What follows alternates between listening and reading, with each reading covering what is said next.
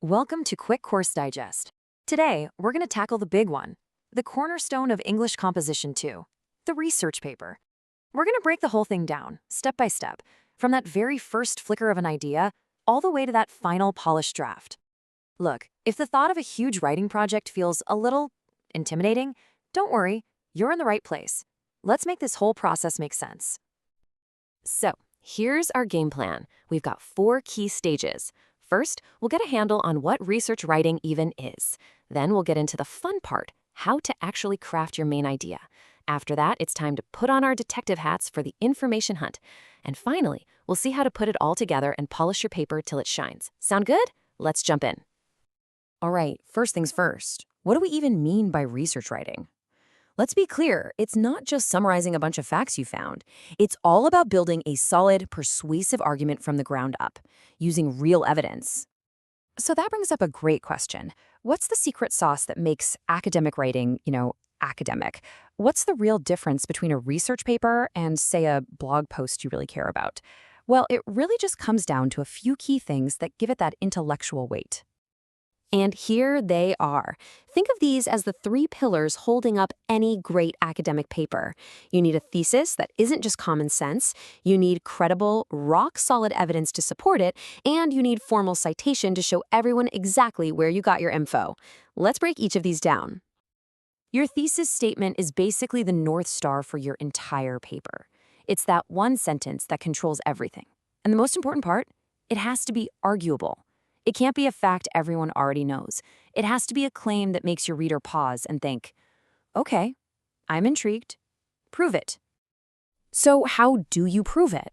With evidence. This is the bedrock of your argument. We're talking about facts, data, details, and expert opinions that come from sources people can trust. Evidence is what turns your idea from just an opinion into a powerful, well-supported argument. And finally, citation. Oh, this is so much more than just a boring rule to avoid trouble. It's really about being a part of the academic conversation. When you cite your sources, you're giving credit to the people who did the work. You're showing off the depth of your own research, and you're letting your readers follow your trail. It's all about building trust. Okay, so we've got the basic building blocks. Let's move on to the second part, actually crafting that core idea.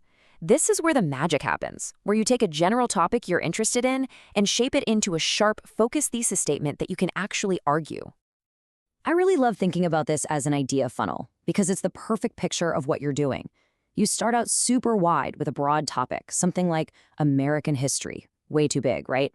So you narrow it down, maybe to the Civil War. Still pretty big. Then you ask a specific question. What was the role of naval blockades in the Union's victory? Now that is something you can build a paper around. And this is a perfect example of what we're talking about. Look at that weak thesis. The life of Abraham Lincoln was long and challenging. Well, yeah, no one's going to argue with that. It doesn't go anywhere. But now look at the strong thesis. It makes a specific, debatable claim about the impact of those debates. It has a point of view. That's exactly what you want. All right, you've got your thesis locked and loaded. Now it's time for the information hunt. In this section, we're diving into how to find your evidence. But it's not just about finding a bunch of stuff, it's about finding the right stuff and learning how to look at it with a critical eye. It helps to think of this as a strategic process. And here's the roadmap. You start with your topic, get a feel for the landscape with some background info, then you hit the library catalogs and the article databases. But as you find things, you get to the most important step of all. You have to evaluate what you find. Only then do you bring it into your paper and, of course, cite it. Now, as you're searching, you'll mainly run into 2 types of sources. Primary sources are the raw materials, the direct, first-hand evidence. Think letters, diaries, original scientific studies. Secondary sources are works that analyze or interpret those primary sources. So, a history book about World War II that uses soldiers' letters as evidence, that's a secondary source. A really strong paper uses a mix of both. This table right here is your secret weapon for evaluating sources. For a research paper, you want to live in that first column, scholarly. These are written by experts, their whole purpose is to share original research, and they always show their work with tons of citations. Popular or sensational sources are fine for everyday reading, but they just don't have the rigor you need for academic work. So, while you're evaluating your sources, you've always got to be on the lookout for bias. You can think of bias as a thumb on the scale. It's when a source is deliberately pushing one side of an argument. Now, a bias source isn't automatically bad, but you absolutely have to recognize that slant and take it into account in your own paper. So how do you actually spot bias? You look for clues. Does the article only quote experts who agree with one side? Does one point of view get way more attention? And here's a big one. Always follow the money. Does the person or organization writing this have something to gain financially by pushing the specific viewpoint? Asking these questions is what makes you a critical thinker. Okay, deep breath. You've got a sharp thesis and a great collection of evidence. Now for the home stretch, building and polishing. This is where you take all your raw materials and assemble them into a powerful, coherent argument. Hey, there's no need to reinvent the wheel. The classic essay structure is a classic because it just works. Your introduction grabs the reader's attention and lays out your thesis. Your body paragraphs each tackle one main point, backed up by your evidence. And your conclusion wraps it all up, reminding the reader of your argument and why it's a big deal. Now, listen up, because this is probably one of the most important things to get right.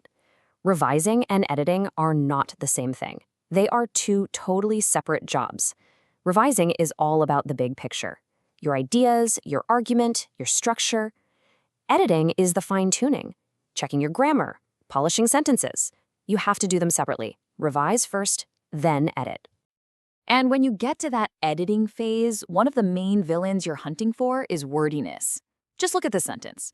There are two major experiments that the biology department sponsors. I mean, it's not grammatically wrong, but it's kind of weak and indirect, right? It's got a lot of empty calories. We can do better. And boom, the biology department sponsors two major experiments. See? It's shorter, it's more direct, it has more punch. Your writing gets so much stronger when you trim the fat. Pro tip, do a search in your document for phrases like there are or it is. They're often a sign of a wordy sentence you can tighten up. And that's it, the whole research paper process from start to finish. You now have the roadmap and the tools to take on any academic writing project. Just remember, research isn't just about collecting facts. It's about weaving them together to tell a story and adding your voice to a much larger conversation. So the only question left is, what story are you going to tell?